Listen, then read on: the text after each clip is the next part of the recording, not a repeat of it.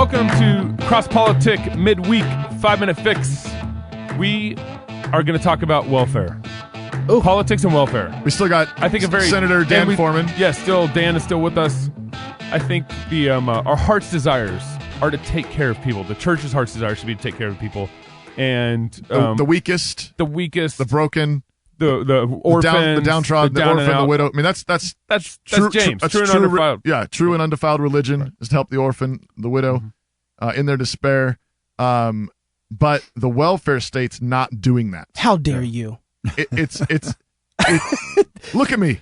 It's not doing that. But they're getting money. Welfare. They're paying their bills. They're giving them houses. I'm a speaker language. Uh-huh. Welfare state is the new slave state. Oh. Why is that Chalk's language?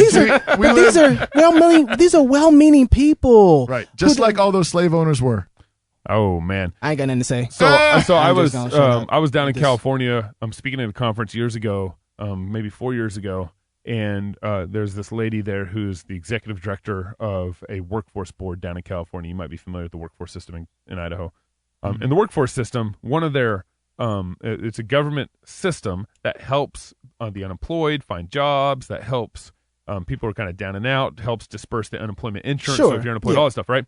And she said, she's a black lady, and she said, my system is like crack for my people. Whoa. She says it destroys my people. She knew that. She knew that, right? Because she's been doing it, and she's got a good heart. She's like trying to figure out how to make the system not destroy her people, right? And help them at the same time. She's like, how can I dispense this crack in the right proportions? So, Senator, what is it about welfare that's destroying people? Well, I sat on the Health and Welfare Committee last legislative session, and you're right. They're all good people on the committee, and they want to help the citizens of Idaho who are having a tough time. And therein lies the rub, because essentially what we're doing is condemning them to a future of being on welfare.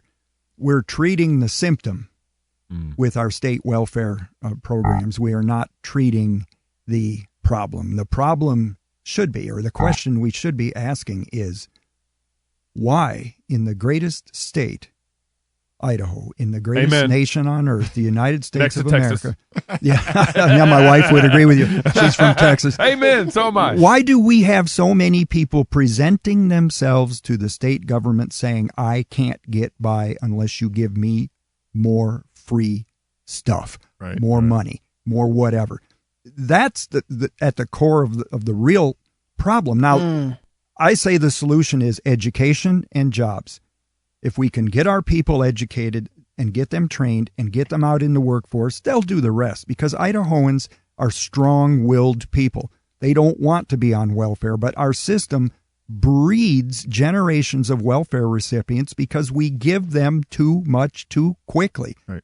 We need to focus on getting them off. We need to focus on shrinking the welfare net instead of doing what we do now, which is expand it. Right. Every year, how are we going to get more money? How are we going to expand it? How are we going to include more people? We should be saying, why do we need to put more people on welfare? What is the operative problem here? It's not working. It isn't working. If you keep having more people come on, it's like, it's not sustainable. It's not working. To borrow a liberal phrase, it's not sustainable. Right. We will go broke, and we will destroy lives in the process. Our education and training and jobs is the key, and our people will take care of themselves. An essential part of that education is, I think it's really is a moral. There's a moral issue here at the heart of it, which is that we have to be willing to tell them the truth, which is that they're sinners in need of Christ, that they've sinned and they've been sinned against, and it's a broken world. But if they're not reconciled to God, fundamentally, they're not going to put things right. They're not going to be reconciled to one another or to the world around them. And so we need to educate them. That education needs to be telling them the truth about who they are. They're made in God's image. They were made to work. They're made to provide for their families. They're made to work hard and to be blessed by God. But in order to do that, they have to be in a right relationship with God through Jesus. Amen. And so we have to be willing to tell them that hard truth, because otherwise, my deacons come to them and like, hey, we got this job for you. And they're like, no, I got this disability check coming. Yeah. And if they hear I got a job, then I'm not going to get the money. I'm going to lose that free cheese, homie. Yeah. And I want to lose that free cheese. Yeah. Welfare is a moral issue. You need to tell them the truth and then fix the real problem. Yeah, that's right. Love God with all your heart, soul, mind, and strength. Love your neighbor as yourself. And until next time, go fight, laugh, and feast. This is Cross Politics.